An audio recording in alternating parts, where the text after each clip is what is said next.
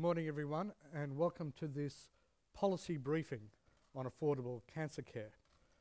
Some of you may recall that at the last Wish, a major report was prepared, and I hope you've all had a chance to have a look at it. There are copies available outside and indeed on the app and the website. This is a policy briefing, so we don't intend to have a detailed workshop. What we do have is an opportunity to have a conversation about some of the key elements of that report and to have a look at how it's been taken forward and where people can take it forward even further. We have today a wonderful group of people to help us guide our conversation. And let me very, very briefly introduce them all to you. Starting closest to me, we have Sir Murray Brennan, who is Vice President for International Programs, the Benno Schmidt Chair in Clinical Oncology, and Director of the BOPST International Centre. Moving on, we have Professor Richard Sullivan, Director of the Institute for Cancer Policy and Conflict and Health Research Group at King's College. Next to him, someone who needs no introduction to Wish, is Professor Mark McClellan, who chairs the Accountable Care Group. He's the Robert J. Margolis Professor of Business, Medicine and Policy and Director of the Duke Margolis Centre for Health Policy at Duke University. And finally, we have the chair of our session, Professor Bob Thomas, who's the Chief Cancer Advisor to the Victorian Government in Australia, Chair of the Australian Cancer Council, Deputy Chair of the Victorian Comprehensive Cancer Centre, and he is my colleague and dear friend, and he's our chair today. Our topic today is a really important one. It's important because it goes to the issues of affordability and indeed of value of something that is of critical importance in our society, cancer care. And so as the panel talk today, I'd like you to have at the back of your mind as they talk about cost, affordability, value, outcomes, for whom? Because it can mean different things to the different players in the cancer system. So let's begin our conversation with what I think are the two key elements of today's session. How do we value cost?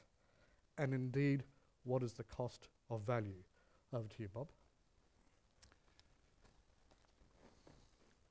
Well, good morning, everybody. Nice to be here. Thank you, Pradeep, for your words and the introductions. Just want to first thank Wish for allowing us the time to put our views forward. I would remind Wish, we've heard a tremendous emphasis on chronic disease in the Wish programs in the last 24 hours and continued today. One of the most important chronic diseases in the world today is cancer. In my country, in Australia, 22, 23 million people, there's at least 1 million people living with cancer. And you go worldwide, there are hundreds of millions of people living with cancer. And part of the cost issues about cancer is how do we deal with that group of patients. However, having said that, I'm not going to go there, but I just want to emphasise to Egbert that cancer is a really key role, a key issue for Wish to take forward. I had a whole set of notes here, and I'm not going to use them, because what we've decided is to try and really make this a sort of a practical updating session on where the world is in relation to delivering affordable cancer care. We're all worried about it, a multifaceted problem, and we all want to sort of work to see if we can get some solutions. So I'm going to move directly to if you have the book, I'm moving directly to the back of our booklet, the Forum Report, which said, if you want to deliver affordable cancer care, here is a roadmap for action. And the first point on the roadmap was to facilitate patient involvement in clinical decision making that is informed by costs. Now, I'm not going to talk much about this, but I think it is a matter for discussion. It has been a matter of interest over the last few years. What impact does a patient understanding about the cost of their treatment have on that patient's decision to have that treatment? And my feeling is, in my recent experience, is that less and less a patient's willing to forego treatment just because it's expensive, as long as they're not paying for it. And in many of our situations, that is the case. The drug is subsidised. So that's, I think, a matter for discussion. And I'll leave my panellists and yourselves to get involved in that.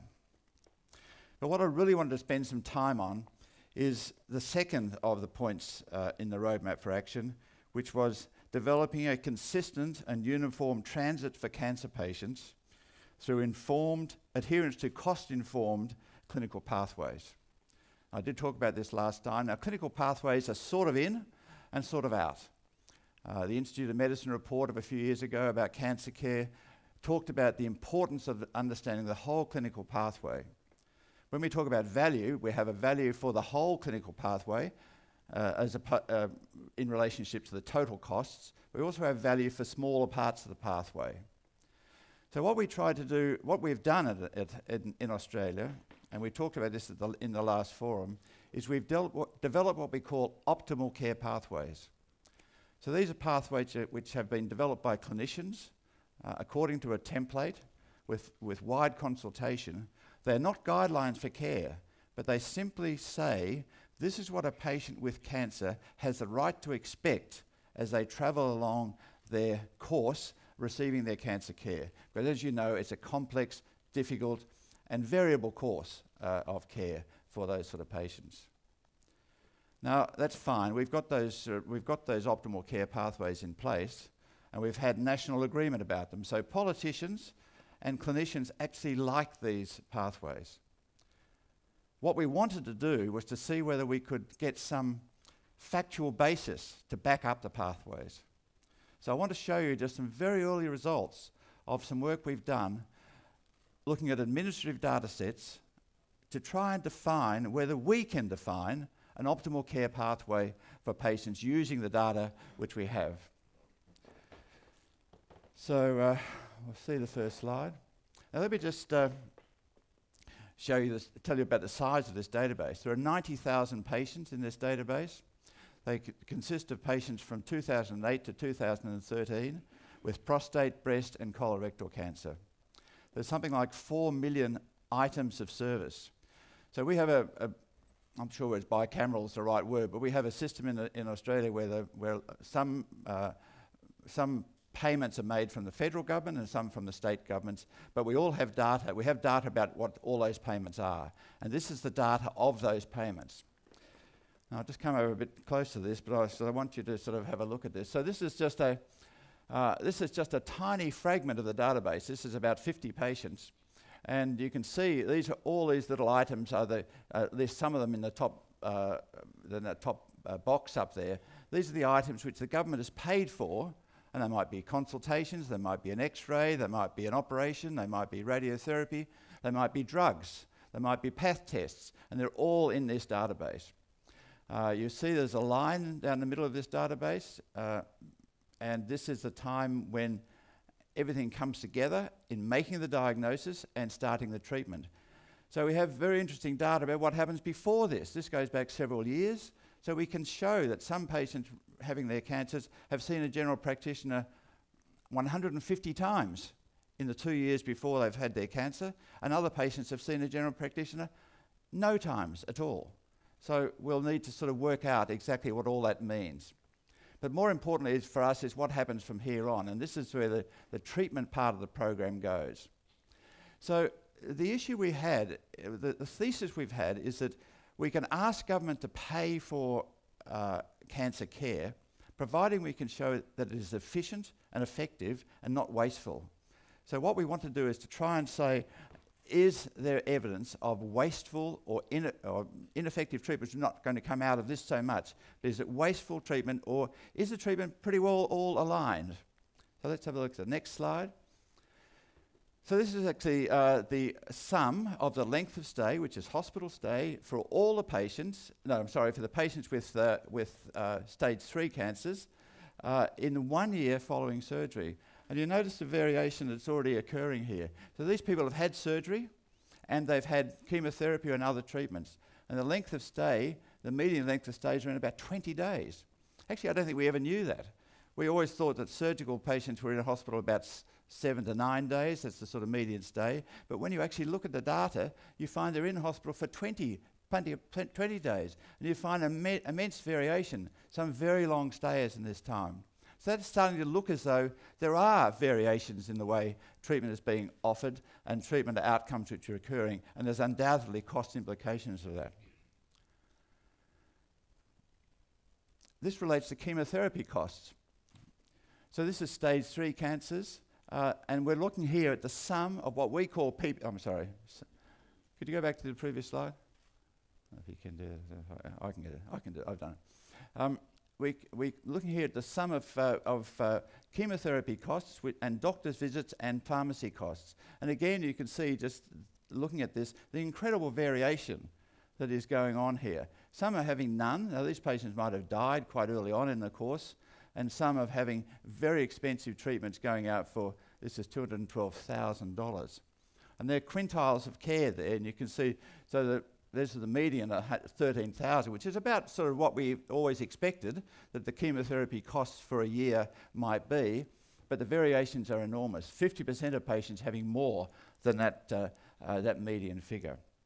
I just want to finish with my last slide, which looks at the year following that year of treatment. So we look at the patients who have had the year of treatment, had the surgery, whatever, had their chemotherapy according to that plan that you saw, variations in costs as you saw, and here's the survival of that group of patients in the 5 years following that period.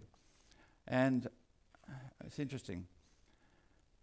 Number 1, these are the people who had very little chemotherapy by costs.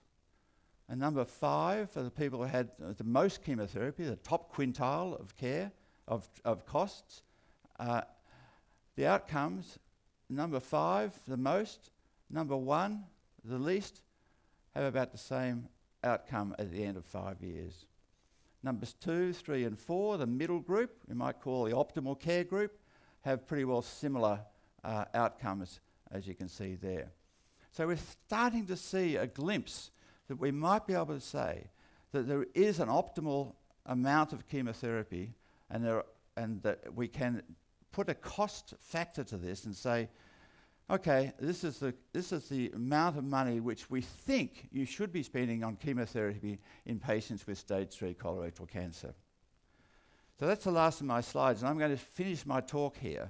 We've got lots to talk about again with our panel, but I wanted just to show you where we've gone with the Pathways project, and I would encourage everybody to think about this and think about how you could introduce this into your own systems. Thank you, Pradeep. Thank you very much for that, Bob. Very clearly highlighting the importance of understanding cost in the system, and then being able to deal with that difficult question of what is the cost of value. And I think they're very important questions, and leads us straight on to your area of expertise, Mark. If you listened to Mark yesterday, he outlined kind of 5 pillars for accountable care, one of which was define and target a specific population. Having heard what Bob has talked about, Mark, can you shed some light on how you see the accountable care model and how it might well work in this area? Sure, Pradeep. And first of all, thanks for the opportunity to be here. This is a critically important area of public health, a big area of cost, and I think opportunities for improvements in both quality of life, care outcomes, and cost reduction as well. One of the big applications of the accountable care framework that you just described, Pradeep, in the United States has been in cancer care, and a central part of that is recognizing that there are well-defined clinical pathways that in many cases have strong evidence backing them and can lead to better outcomes and lower costs for patients. But even beyond that, there are many things that matter to patients that our healthcare financing systems, not only in the US, but and not only in Australia, but in other countries as well, don't do a very good job of supporting. That includes things like spending time with patients to develop a care plan, addressing complications that they might have before they have to go into the hospital. We have lots of technologies now that can support remote monitoring for patients, lots of programs that have enabled team-based approaches to care in cancer care. So even if there is a complication like fever and low blood counts or nutrition issues or dehydration issues, they can be managed certainly on an outpatient basis and maybe even at home, if not prevented in the first place through early intervention. But our fee-for-service payment systems in the US and Australia, many of the siloed payment systems for hospitals versus doctors in other countries don't do a good job of encouraging that kind of care support. In the United States, we've now implemented a number of programs, generally under the rubric of medical homes for oncology patients that are intended to change this. These involve a change in payment, so instead of linking payments to just the services provided in the hospital especially, but even in the doctor's office, instead of linking payments to how many drugs and how intensive chemotherapy regimens people have, the payments are being de-linked so that oncology practices working with hospitals as backups get kind of a per member per month, a component of their payment that is tied to tracking things like whether or not NCCN clinical pathways are followed, whether or not patients are experiencing a high quality of life and avoiding potentially costly complications, and measures of patients' own assessments of whether or not they have a care plan in place and that care plan is being followed.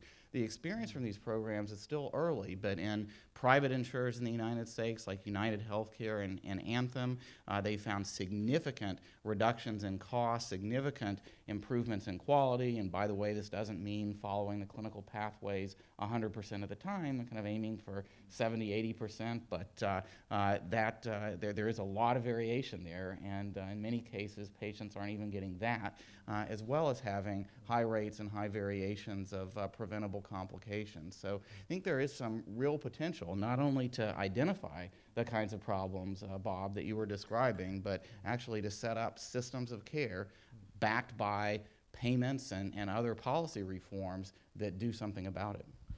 Mark, could I ask, does this approach, which places a lot of emphasis of the discussion with patients and their families, lead to better systems around palliative care, for instance?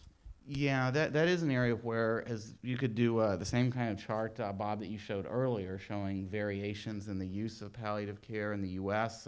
It tends to come in very late in the care process, within just the last few weeks of life. I know other countries are in a different situation, but what I want to emphasize is that the important reform here is putting patients at the center and making sure that you are measuring and aligning policies, payment policies and other policies with actually reflecting the preferences of patients. So that does, in some cases, lead to less use of palliative care, less use of intensive care and more use of palliative care earlier. More importantly, in the U.S., it's enabled a combination of palliative and acute treatments that seems to work better. So many patients in the U.S. are reluctant to go into a program that has a name like palliative care, but if you integrate the kinds of palliative support services like a nurse practitioner who looks out for a patient's specific concerns around pain or quality of life, it can actually lead to fewer acute care costs and fewer hospitalizations and actually longer life expectancy. You have some clinical trials to support that. Richard, I recently read of a distinction you made between insiders in cancer care and outsiders, where you lumped a lot of policymakers and regulators, and you described cancer as a black box. One of the key elements driving the affordability question is also drug costs. I wonder if you could shed some light and share some of your observations on the role of drug costs in this question of affordability. Thank you, Pradeep. Absolutely, and I think, let me just begin by saying actually the discussion around drug costs is a discussion around the impact of technologies in affordable cancer care systems. And let me just firstly reflect that actually globally there's quite a paradox here. On the one hand, we have high-income countries, the wealthy parts of emerging powers struggling to work out how to implement affordable but high-cost new technologies into their systems. On the other hand, the reality is for most global cancer patients, there is simply not safe, not affordable, there's simply absent care.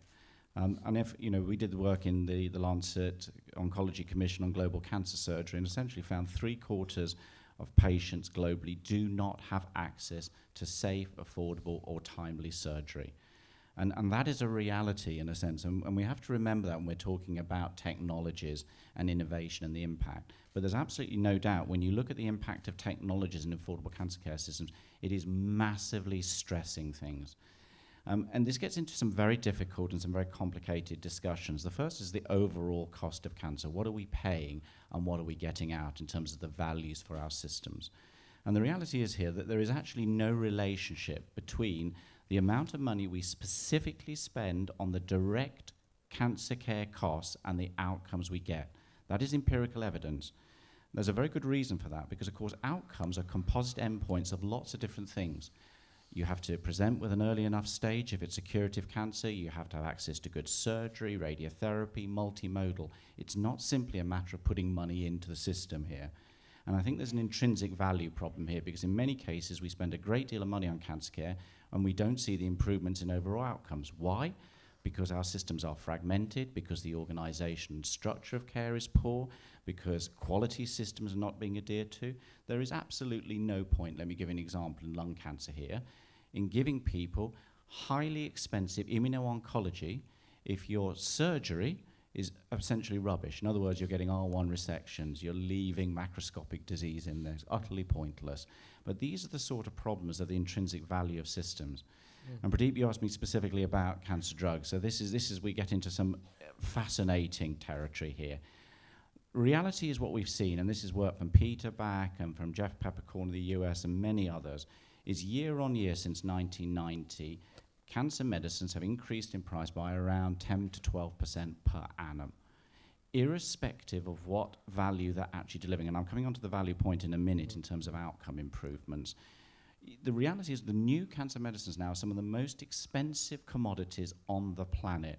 I was given slightly amusing, it's slightly amusing, it's kind of slightly worrying exemplar. Ipilimumab, which is a drug we use to treat malignant melanoma, currently retails, I think, for about $158 per milligram.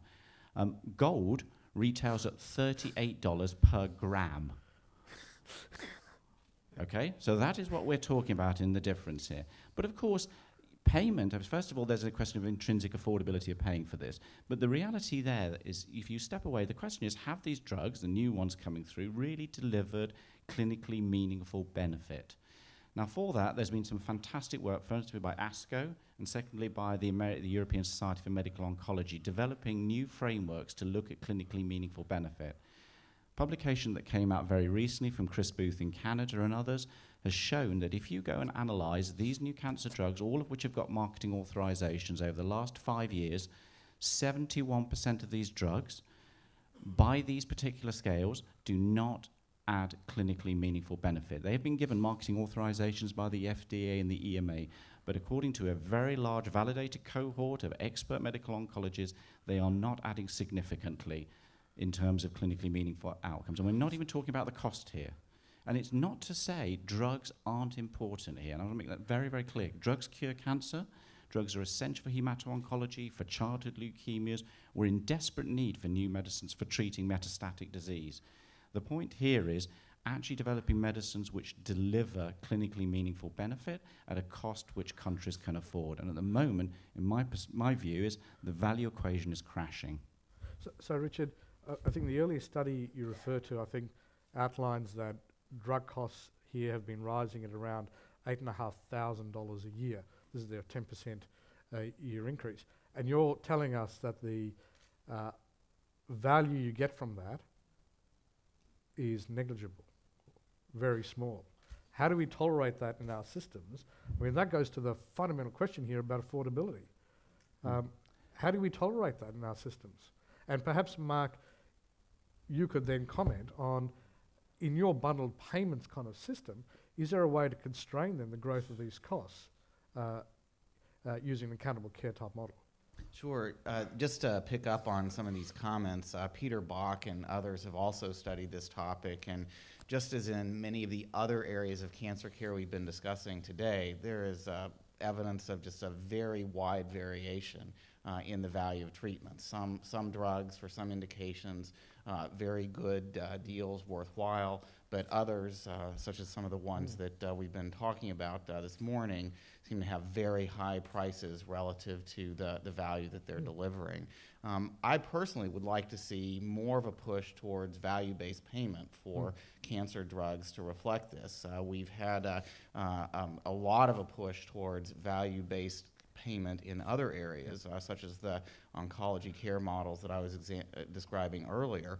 But in the United States, at least, we still have payments that are largely tied to the price of the drugs rather than more directly tied to value. Yeah. Now, this raises the question of that you started out the session with, of how do we come up with a good way of assessing value, maybe overall at a societal level, but as you mentioned, perspectives do matter, and what cancer patients care about is this treatment going to benefit me personally? And I do think there's some ways to implement these kinds of payment reforms for cancer drugs, such as tying the payment to the drug to the results that populations of patients or specific populations of patients actually get. Those are results-based payment models that have been are starting to be used in other areas of care.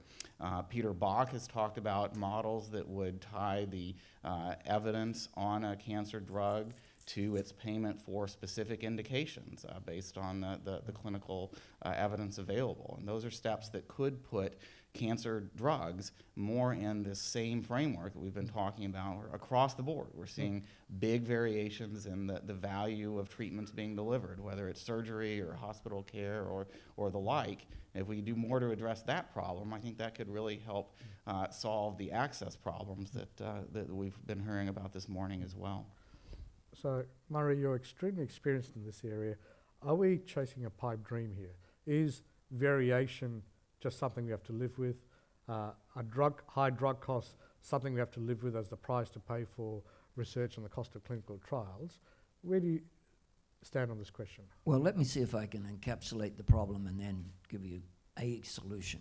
I work at Memorial Sloan Kettering in New York City. I've been there 30 plus years. I think we deliver some of the best cancer care in the world. The problem is it's not available even to our own citizens, let alone available to the global community.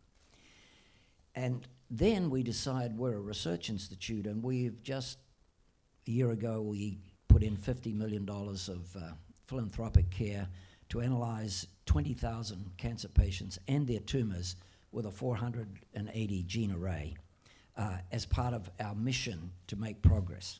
So I describe a system that no one can afford, and I tell you now we're going to spend more money on it. So how do we pay for that? Well, in our society, I'll introduce an aspect that you'll not perhaps think about so much.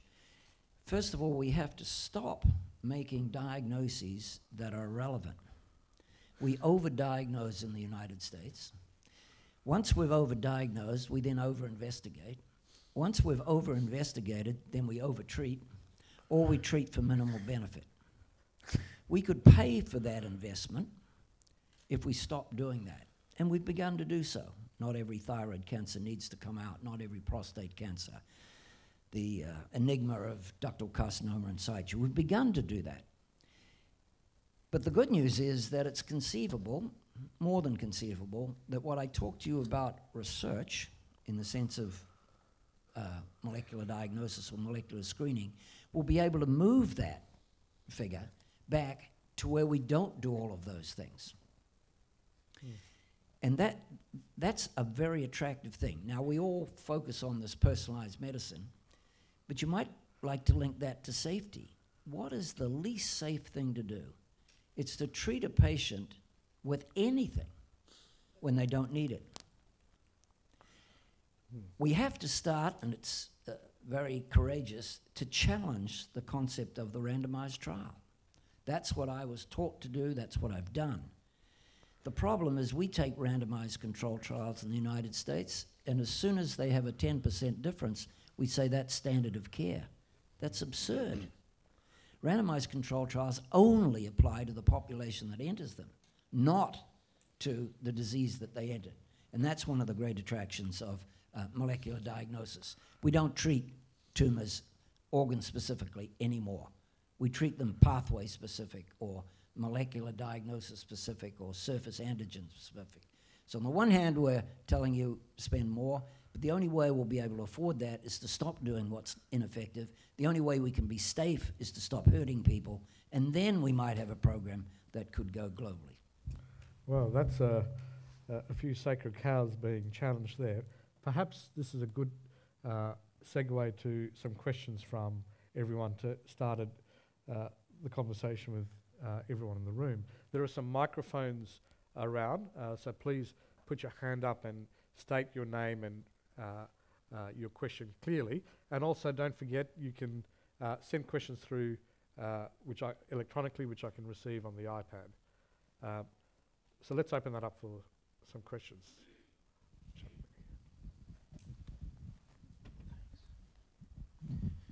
Good morning, my name is John Monson. I'm a colorectal surgeon from Orlando in Florida. I recognize and empathize with everything that's been said, and in the United States, everything that Murray says is absolutely correct because, of course, the whole debate is dripping with political overtones and misaligned incentives, and any honest debate is aligned with moving towards socialized medicine, which is another word for communism, which is, of course, the end of the world.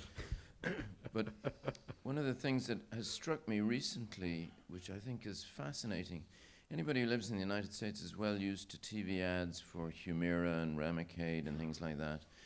Biological agents that have proven efficacy where pharma is directing their effort towards patients to drive the expenditure.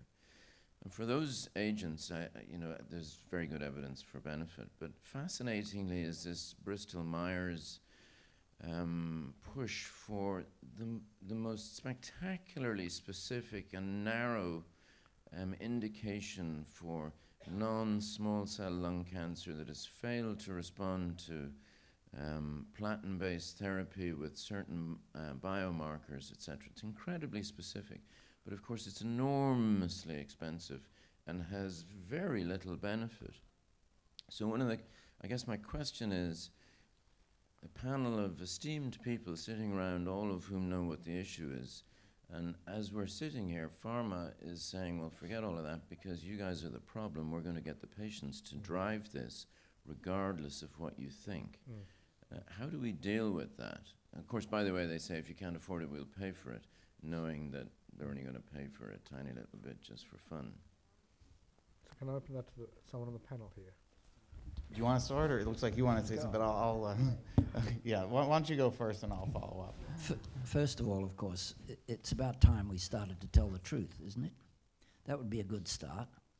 It would be a very good start to say that we have a disease and you have a 90% chance of surviving, and we can improve that to 92%. That's whether it's a drug or a robot or whatever you want. Now, what do we say? We actually say, well, you had a 10% chance of dying. Now you only have an 8% chance of dying, so we've improved your outcome by 20%. Where do I sign, doctor? How about if we said, we have an approach, surgery, whatever you want, in which 90% of the people don't need it. So actually, you have a 1 chance in 50 of benefiting from what I'm doing. What I've just said, both of those are facts. So the first start, we might want to start talking about the truth, and we don't. So we are part of the problem, but we could redefine it in a much better way. Just to complement the notion that patients are not going to be at the center of these decisions seems to be running against the overall trends in healthcare in the U.S. and I think worldwide, having patients who are more empowered and more in control seems to go along with trends in our society overall, seems to go along with the shift towards more personalized treatment, as you were just describing, where a patient's molecular diagnosis may, as well as other preferences, may be the right determinative factor for an increasing number of individuals. And I think it just highlights the importance of having a healthcare system that supports informed discussions like the one that you were just describing. I think that probably doesn't happen with most patients. U.S. oncologists are very busy. They have a limited amount of time to spend with patients, and that's partly a reflection of how our system pays for cancer care. One of the main goals of some of those oncology care model reforms that I described earlier was to de-link how oncologists and our care system is reimbursed from the intensity of treatments received. And patients in systems that have moved into these new models are increasing evidence that they do get more time to have the kinds of discussions that Murray described. They do make somewhat different decisions, not just about drugs, but about other aspects of their cancer care. And that's a way to use the fact that patients want to be more involved in these decisions. Their families want to be more involved in this area of care, where there are some potentially very promising treatments, but a lot of potential for false hopes as well. That seems to be a more positive direction for getting at the issues that we've been describing today. And it's not just the medical oncologists, don't get me wrong. Yeah. We have 8 robots in our institution. We're about to buy a 9th. A robot is the last thing the global cancer community needs.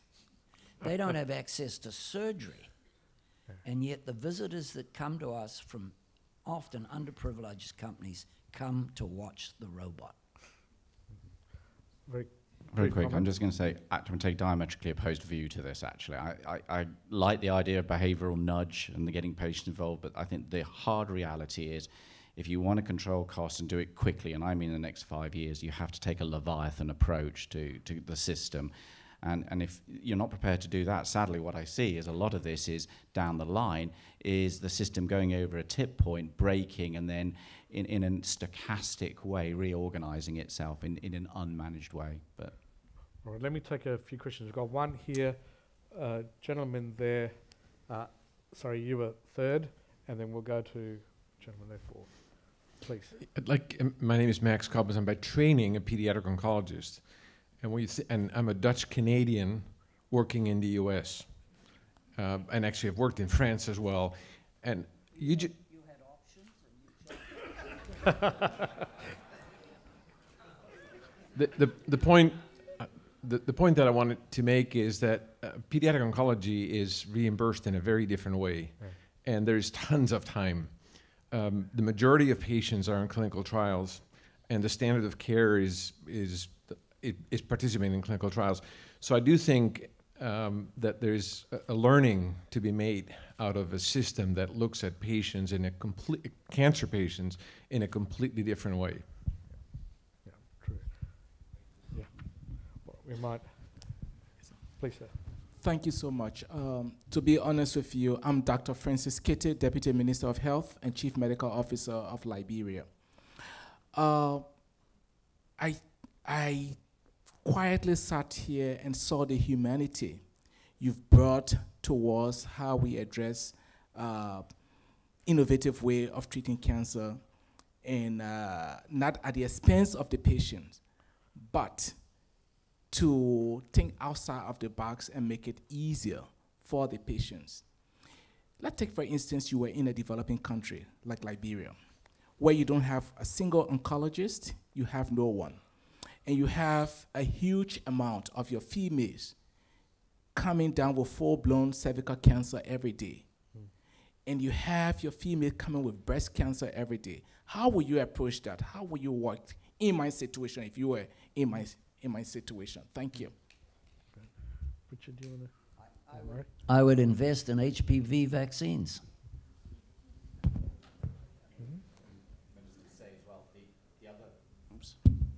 The other thing as well to say, Minister, is we work in Sierra Leone a lot from King's College London. You know, we've spent a great deal of time in trying to get women to present earlier. So there's a huge problem with the delay, and they're presenting in stage 3 and stage 4.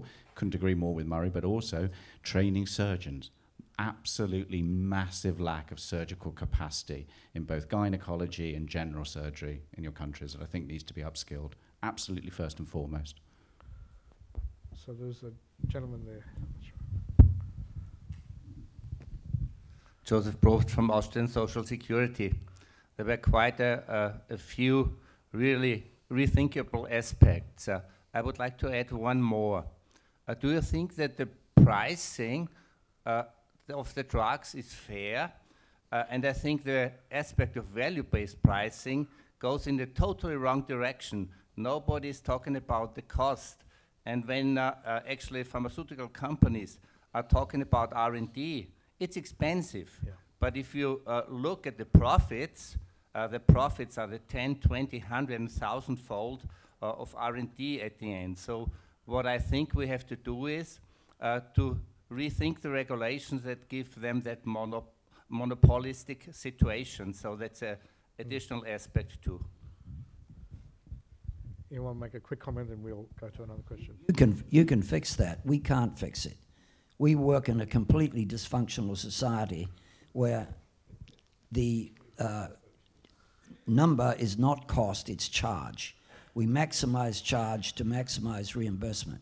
We won't fix it in my lifetime.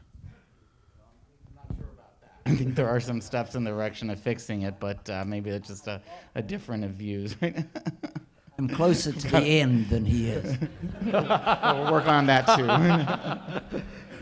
Gentleman over here. Thank you. Len Lichtenfeld, American Cancer Society, and I know several of you in the panel, so you understand that when I say what I'm going to say, I say it in good faith. And I found it interesting, for example, Dr. Brennan, you mentioned about we don't have to do everything all the time. That was a principle when I started my oncology practice back in the 1970s, and conversations with patients frequently resulted in no treatment or watchful waiting, as we call it today, because I didn't think I could really help people as opposed to hurting them, and I would still be there at the moment that they really needed the help. But I have to say, I'm standing up in a somewhat contrarian position because of the sense of nihilism that I don't want. I think all the points you've all made are absolutely true, and some of you know that because we've had those discussions. But by the same token, I think we also have to pay attention to some of the other dynamics. And if you go back to the mid-2000s, the first decade, first 10 years of this century, some of the lung drugs were the example. We developed markers which then substantially reduced the market for the drugs. You know, the companies had the option of treating everybody or selecting that 10% of the population that might be helped. Now we're down to drugs which are effective in 1% of lung cancer in terms of doing clinical trials. So we really narrowed the field quite a bit. But on the nihilism side, I think and one of the things that we haven't paid attention to, and I know, Dr. Brennan, you're very familiar with this, and one of your colleagues made a comment several months ago at a meeting that I thought was anecdotal but very much to the point. And it was a melanoma, one of your melanoma colleagues from Memorial, and he said, I never had to worry about space in my waiting room because, as we all know, for 40 years, we had no progress in the treatment of advanced melanoma. He said, now my waiting room is full and I'm sending patients to Survivor Clinic, and I never had to think about that before. And I think that anecdote, which is not data, but I think it's very real. In the context of this discussion, we have to remember that perhaps we have had some benefit for some patients. There was an article, and I won't belabor the point any longer, but there was an article in the BMJ a couple of weeks ago, which was incredibly negative about the advancements we made in cancer care. I'm not a cheerleader. I've been a big proponent of concern about the hope and the hype, which we've seen for so many years. But we have a disease like melanoma, and some of those responses are in fact durable. They're effective. People are going back to work. They are living their lives. And they're economically, both hedonistically and economically, financially contributing. That's a change. And I think that in this conversation, which is all true, costs are a very real issue, I think we have to bear in mind that in fact we have made some progress, and we can't just arbitrarily dismiss it Yes, there may be differential indications or results for different drugs. Mark, that's true, obviously. We know that.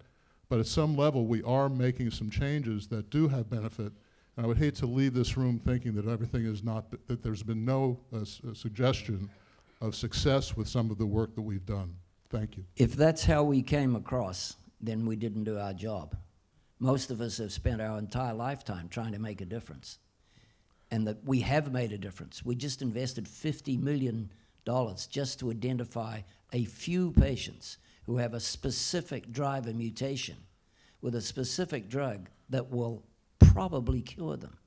So do not leave the room to say we haven't made progress. Please don't do that. So can If I could just add very quickly onto that, it's not just anecdotes. If you look at population mortality rates from cancer in the United States, for example, over the last 25 years, declined by about 20%, and there have been economic studies done of the overall cost increases versus reasonable valuation of that improvement in just survival, not even counting improvements in quality of life, and those look worthwhile overall. The challenges, as we've talked about today, it seems like we could be doing so much better in terms of getting new cures to patients. It's a very promising time for that, but using the resources more effectively, and you know, your organization has been very important in trying to find ways to do that.